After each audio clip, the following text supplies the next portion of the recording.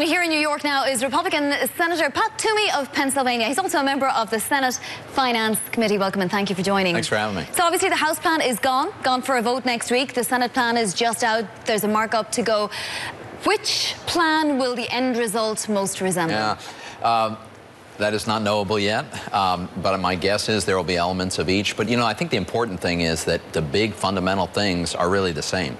These bills have the same architecture in the sense that, as OMB Director Mulvaney pointed out, right, there's direct tax relief for middle-income families on the one hand, on the individual side, together with some movement towards simplicity.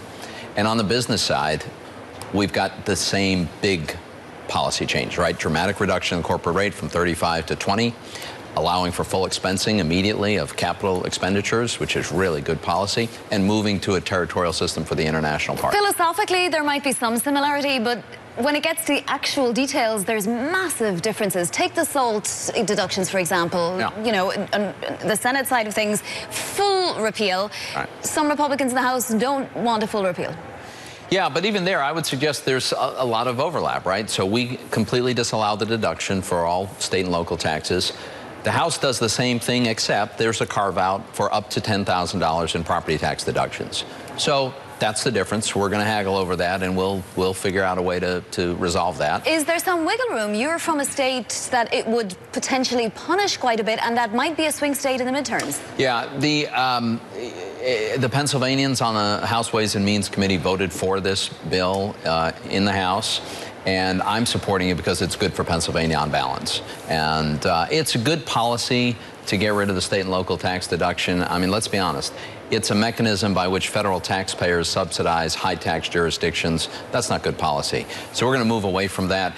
But again, there are some differences, absolutely, but they're not wide chasms. We're going to be able to bridge those. Will the Senate bill address carried interest? Senator Grassley says yes in an amendment.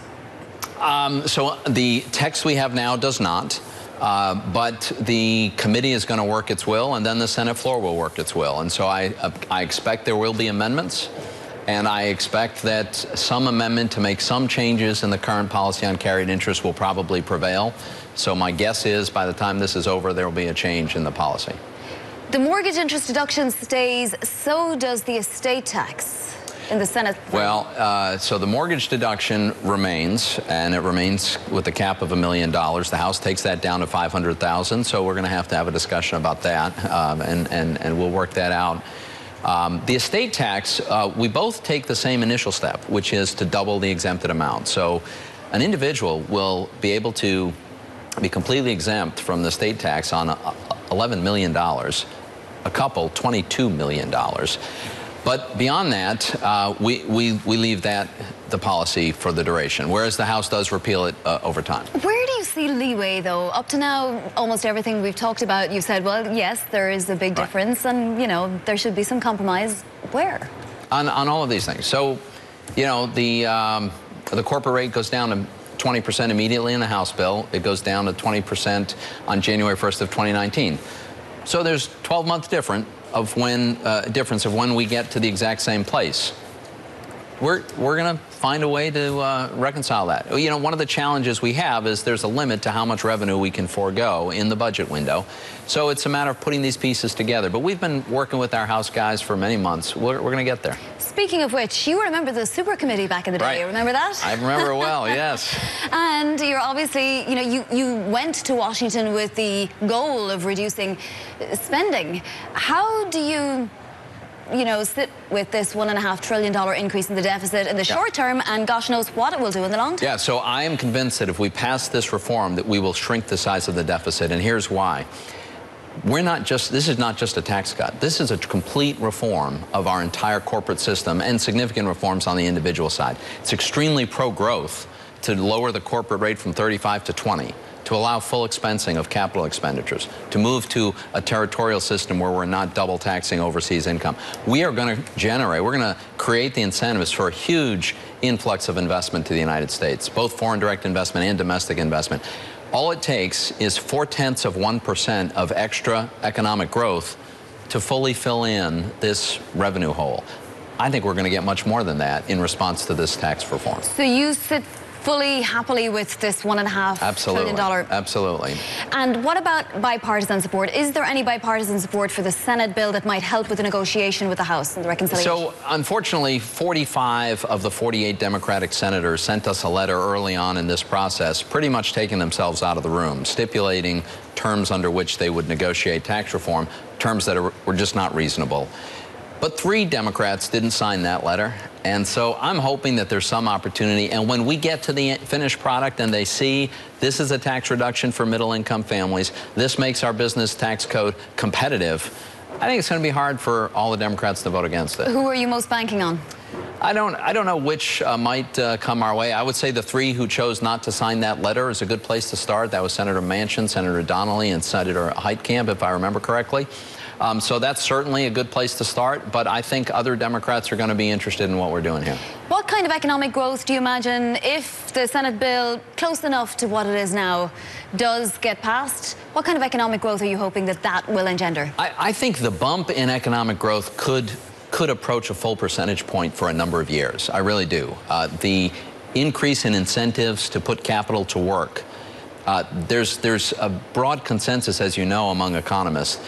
If you have more capital investment, you get more productivity growth. More productivity growth is more GDP growth. That's what we're going to encourage here. And we're going to go from being one of the worst places in the world to invest from a tax point of view to one of the best places in the world to invest. How does that not attract an awful lot of investment? I think we're going to see a significant bump. Just want to ask you a little bit about subsidies for a second. How does New York, which pays a lot, and then Mississippi, for example, just, which doesn't, how does that all balance out, particularly when we've got midterms coming up next year? So, I mean, I haven't seen the state-by-state breakdown. That will be available soon. But I will say, the state and local tax deduction, for instance, it just doesn't make economic sense, and it's not fair. Why should my constituents in Perry County, Pennsylvania, be subsidizing the very high taxes that people choose to pay when they decide to live in San Francisco? That should be borne by the people locally. And by the way, high local taxes often are a payment for services that municipalities provide. In other jurisdictions, people have to pay for those services directly. So it's not deductible when you pay for it directly. Why should it be deductible when you have the government? 4 legislative weeks in the calendar year, and the Senate hasn't even marked up this bill yet. Does it get done? I think so. I like our chances. I like our chances. As you know, the House passed it out of Ways and Means this week. Next week, it probably passes on the House floor. Next week, we will pass it out of the Senate Finance Committee. And right after Thanksgiving, we go to the Senate floor. We're already having discussions with our House colleagues. So we've got, we'll have 4 weeks to iron out the differences. I think we got a good shot at getting that done.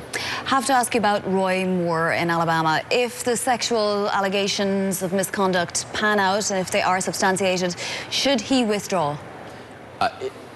I believe if there's any truth to these allegations at all, he needs to step out of this race. So what concerns then would you have for losing Alabama, and then for the 5 districts in Philadelphia that look incredibly like Alabama at the moment? Well, no, I'm not so convinced they look that much like Alabama. Or like Virginia, where we saw, a big Democratic sweep last week. So first of all, if there's any truth to these allegations, Roy Moore should step aside. Another nominee, such as perhaps Luther Strange, who is the current senator, who's a fantastic guy, would easily win that election if that were to happen. In Pennsylvania, I feel good about the seats that we hold now. We'll have some competitive races, but we've got great incumbent congressmen who are doing a great job representing their districts, and they'll run great campaigns, and I think we're going to hold every one of them.